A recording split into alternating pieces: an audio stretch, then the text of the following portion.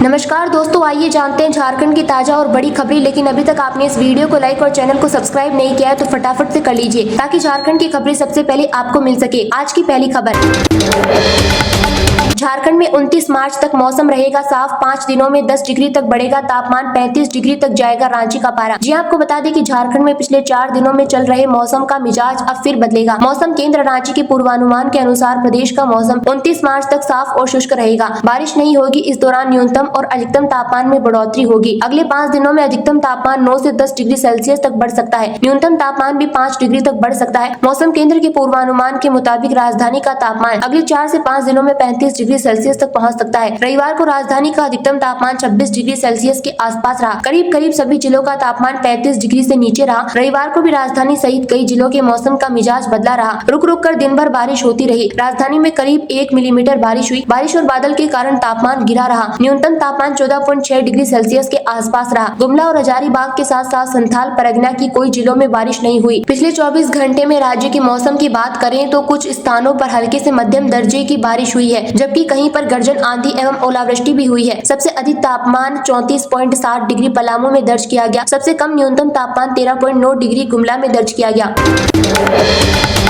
पहली बार योजना होगी रेगुलर। स्कूलों में सत्र शुरू होते ही 8वीं कक्षा के 3.90 लाख बच्चों को मिलेगी साइकिल। जी आपको बता दें कि शैक्षणिक सत्र आरंभ होते ही 8वीं कक्षा के 3,90,000 बच्चों को साइकिल मिलेगी। विभाग ने टेंडर निकाल दिया है। 2025-26 के शैक्षणिक सत्र के बच्चों को मई से जून के बीच साइकिल वितरण का लक्ष्य रखा गया है। ये योजना पिछले कुछ सालों से 2 से 3 साल विलंब से चल रही है, लेकिन पहली बार ये योजना रेगुलर होगी। साइकिल खरीद की पहली शर्त रखी गई है कि वो ब्रांडेड हो और कंपनी के पास इतना सामर्थ्य हो कि वो 2 महीने के भीतर करीब 4 लाख साइकिलों का उत्पादन कर संबंधित स्कूलों तक उसे पहुंचाए। इसके लिए विभाग ने तय किया कि वो क्लस्टरों की संख्या को बढ़ाएगी। क्लस्टर वह केंद्र है जहां कंपनी अपनी साइकिलों के पार्ट्स को जमा करती है और वो साइकिल को असेंबल करती है। पूर्व में करीब 250 क्लस्टर थे। विभागीय मंत्री चमरा लिंडा ने अधिकारियों को निर्देश दिया है कि शैक्षणिक सत्र आरंभ होते ही बच्चों को ये सारी सुविधाएं उपलब्ध होनी चाहिए जिसके वे हकदार हैं। इसी बीच विभाग प्रस्ताव बना रहा है कि इस वर्ष से झारखंड के मान्यता प्राप्त स्कूल के 8वीं के बच्चों को भी मुफ्त में साइकिल दी जाएगी। अभी राज्य सरकार सरकारी और कल्याण विभाग के स्कूलों में 8वीं कक्षा में पढ़ने वाली करीब 3,90,000 छात्र छात्राओं को साइकिलें देती है। अब करीब 1 लाख और छात्रों को साइकिलें दी जाएंगी। ऐसे में साइकिलों की संख्या 5 लाख से अधिक हो जाएगी। खबर है कि ये प्रस्ताव शीघ्र ही कैबिनेट को भेजी जाएगी।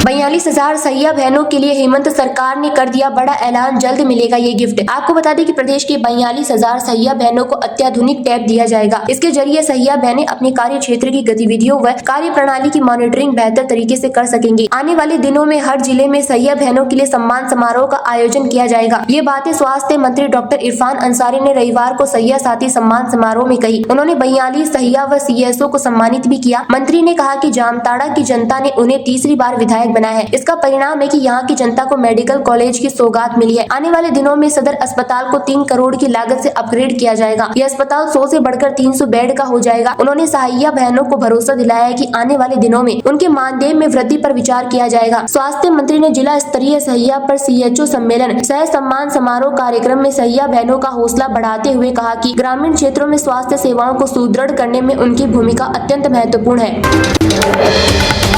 झारखंड में बनेंगे 4 ग्लास ब्रिज, फाइनल हुई जगह। हेमंत सरकार ने भी दे दी मंजूरी। आपको बताते चले कि राज्य सरकार ने पर्यटकों को आकर्षित करने के लिए पतरातू, दशम तथा नेतरहाट में स्काई वॉक अर्थात ग्लास ब्रिज के निर्माण की स्वीकृति प्रदान कर दी है। इसके निर्माण को लेकर डीपीआर तैयार करने तथा प्रोजेक्ट मैनेजमेंट के लिए कंसल्टेंट का चयन किया जाएगा। इसके लिए टेंडर प्रक्रिया शुरू कर दी गई है। नेतरहाट में 2 ग्लास ब्रिज का निर्माण कराया जाएगा। एक ग्लास ब्रिज का निर्माण नेतरहाट के मैग्नोलिया पॉइंट तथा दूसरा नेतरहाट के ही कोयल व्यू पॉइंट में होगा। इस तरह कुल 4 ग्लास ब्रिज का निर्माण 2 पैकेजों में होगा।